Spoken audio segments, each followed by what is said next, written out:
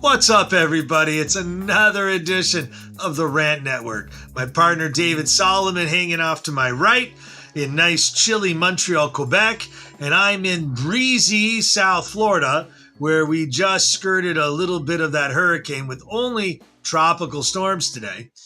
So if you people don't understand what that means, all your patio furniture is going to blow off your balcony like little pieces of paper, and you could very well find yourself running into a tree in the middle of the road. But other than that, we're all safe in South Florida. We hope that our sister city in Tampa, skirts this Category 5 hurricane, which, just so everyone knows, that is pretty friggin' serious. But other than that, we're not here to talk about the weather because we're not the weather network. We are the Rant Network. And once again, the left seems to have forgotten itself. I find it like from LeBron James ignoring what happens in China to every single Democrat news organization in the globe forgetting what goes on in a country called Iran. David, flogging, rock throwing, murdering women in the streets, by that I wouldn't add, is considered normal in Iran. Is that correct, David? Well, so let's get to the beginning of this whole thing, okay? And this is where the rant is frustrating. Excuse me, for me today is, there's a 22-year-old Iranian woman who came from the western part of Iran to apparently to go visit relatives in the capital city of Tehran, and apparently she wasn't wearing her hijab properly. Now, the hijab is the headscarf, and the idea behind the headscarf is modesty. It's covering up. And the religious police, the religious authorities are very hardcore, very demanding that this be properly worn. And in most places in Iran, it's less strict because they don't have, the authorities aren't there necessarily running around. But in Tehran, they're like the Gestapo. They're everywhere. And they intercepted this 22-year-old woman, arrested her, beat her senseless, tortured her, and she died. And of course, the so-called morality police, that's the name of it, said, no, she died of a coma. She just collapsed. She died of a coma. And this young lady who innocently came to visit family, her crime was a headscarf wasn't placed on properly. And this has become the norm. And Stuart is right. This has become the norm when it comes up to, driving a point. The religious authorities, from the Ayatollahs down to the imams, love to drive the point using violence and intimidation and torture. Hey, wow. Wait, hang on a second. Intimidation, right? Torture. What else, David? Violence. Violence. And the threat of violence. I just wanted to capture those three things for a second. Go ahead. Yeah, and the problem is, again, and this is not the first time this has happened. This has happened many, many times over the years. And the Iranian government loves to use this as a way to enforce their law. This is an authoritarian, autocratic, religious-driven law. Now, the problem I have with this, Stuart, and as we've ranted about many a times, is the hypocrisy from the media and our friends on the left. We just went through a period of time, not only a scant few months ago, about Roe v. Wade. We talked about my body, my choice. And it wasn't restricted to the United States. Roe v. Wade was a U.S. judgment, but there were protests in the Western world. And people were freaking out over my body, my choice. Mm-hmm. Where are they now? Where are you hypocrites right now? Now, I'm going to hear it. It's Iran, David. Screw it. I can't do anything from my perch. But why not? What do you mean you can't? Are we negotiating? Isn't the U.S. and the world negotiating with them on all kinds of nuclear and monetary aid and all that shit? I mean, wait a minute, David. Listen, the whole concept of the left today, which isn't the left of yesteryears, is if you don't agree with me, let me shame you into being a bigot, racist, or bad person, right? That's just their monologue constantly from the president's pulpit. In fact, St. Pierre, she goes up there and says, well, if you're not in favor of something, you're the bad guy and just shut up. I mean, she literally goes like that. And, CNN, MSNBC, ABC, and now CBS is like the forgotten network of anything that would contradict their agenda. But this is not what I'm going after. And hold We're on going a after. second. And I agree. Hold on. I agree. You were almost there. But, here's my question, right? Here's my question and to you, because where is the Biden administration to publicly condemn this move? Well, they won't. Like you said, we're negotiating a deal, right? We're negotiating a nuclear deal. So actually, we're not negotiating. The Russians are negotiating our deal in the United States. The Russians, the people that are murdering Ukrainians on a daily basis with mass graves, rapes, pillages, and everything else. Stuart, but the point of this rant is not to talk about the nuclear deal. The point of this rant is, so where are the protesters? Where is the global condemnation? See, when I did the research on this, oddly enough, normally, Stuart, when we look up a news story, I'll get the Canadian and I'll get the American media feeds, but I won't get necessarily European feed like BBC, the vile and disgusting anti-Semitic The Guardian, and all these other publications. But for this story, the West, this time the West is in US, Canada, have barely touched on. The only thing that they're interested in talking about, Stuart, okay, the only thing that they love, and this is where the media is disgusting, right, is that they're protesting in the streets. That the protesters are in the streets protesting night and night, and they're burning. And look, a woman with the fingers in the air and the fires, and this makes news. But the woman getting beaten has no place. They're calling this the George Floyd moment in Europe. This is but where is MSNBC, CBS, NBC, ABC, the list that you just went? You know where they are? Hiding. Where are the women from The View?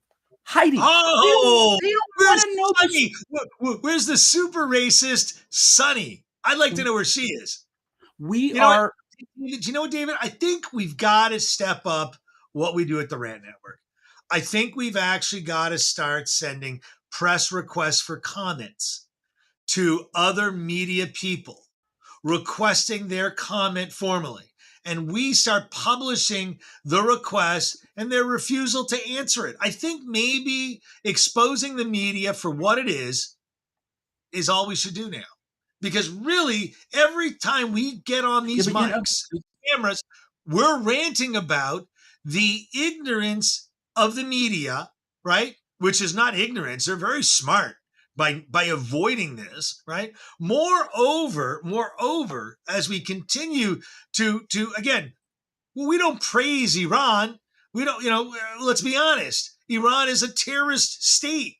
What do you expect to go on in a terrorist state? I expect what happened to this poor woman happens every single day in Tehran, right? But the left wants to close its eyes because there's too much money to be made by the Bidens and people like the Bidens, which is why they constantly, don't talk about it, David. But you know what, Stuart? It's fascinating what you just said, because if you're right, then shame on the squad who love to talk about. I mean, where are you, Rashida Tlaib and Ilhan Omar? Your Muslim sister was beaten to death. Oh, is it because there's a conflict between Shia and Sunni and you don't want to go there?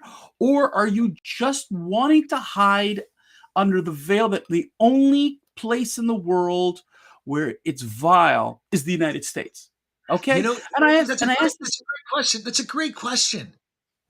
I think maybe, you know what, David? I think we should ask every viewer to call their member of parliament or their congressperson and ask her and her representatives, Where is her comment on what's happened in Iran today with a 22-year-old woman? I think we need to press people to dial numbers. Well, you know what, Because Stuart? frankly, David, It's not just the politicians for me. To me, it's again, where are the talking heads? Do you remember how many talking heads were all over the media talking about Roe v. Wade? That the Roe v. Wade, I need to choose.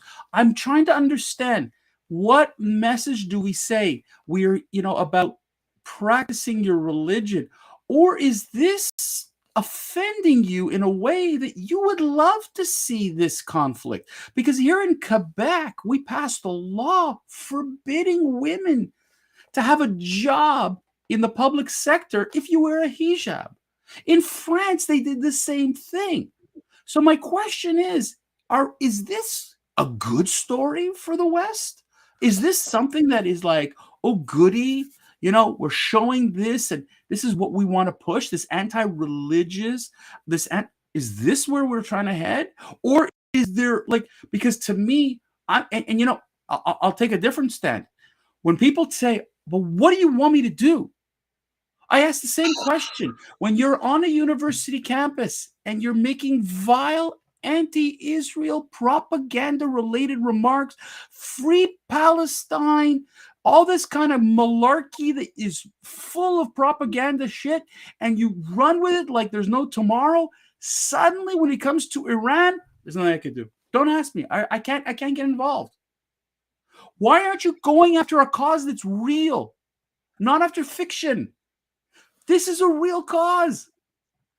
Women are being beaten in the hard religious world for wearing their hijab wrong. They're treated as fourth-class citizens. Silence. Yep, dead silence, deafening silence. I have an acquaintance of mine. She used to work for she's actually still part of the United Nations, dealing with the rights of women. And she's told me over the years, one of the worst places in the world for women is Iran. Although it's funny because Iran, she said, they actually do promote education and there is a certain modernity for women there.